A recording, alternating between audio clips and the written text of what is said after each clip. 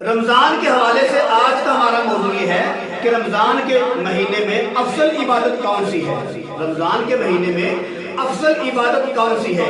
اور توجہ فرمائیں، رمضان کے مہینے میں افضل عبادت ہے روزہ رکھنا اور قرآن کی تلاوت کرنا۔ اور رمضان کے مہینے میں جو مسنون عمل ہے وہ کیا کیا ہے؟ میرے دل بھائی، رمضان کے مہینے میں جو مسنون عمل ہیں وہ یہ ہے: تراویح پڑھنا، قرآن کی تلاوت کرنا، تہجد کی نماز پڑھنا اور صدقہ خیرات کرنا۔ یہ عمل جو ہیں یہ مسنون عمل ہے۔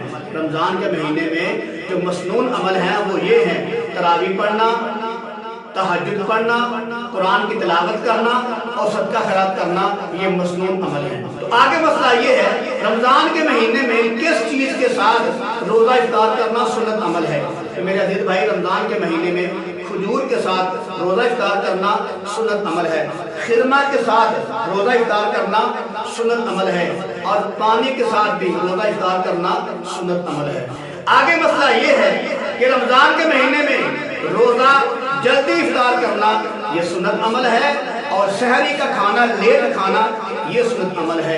اور حدیث مبارکہ کے اندر آتا ہے، اللہ پاک پیغمبر نے فرمایا، جب تک میری امت روزہ جلدی افطار کرے گی وہ غالب رہے گی۔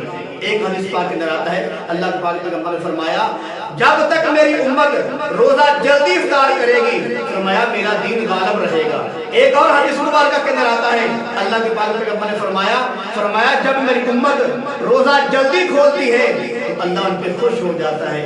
تو معلوم ہے میرے عزیز بھائی، رمضان کے مہینے میں یہ جو چیزیں میں نے گنوائی ہیں یہ مسنون چیزیں ہیں۔ روزہ جلدی کھولنا یہ مسنون ہے، لیٹ سحری کرنا یہ سنت عمل ہے۔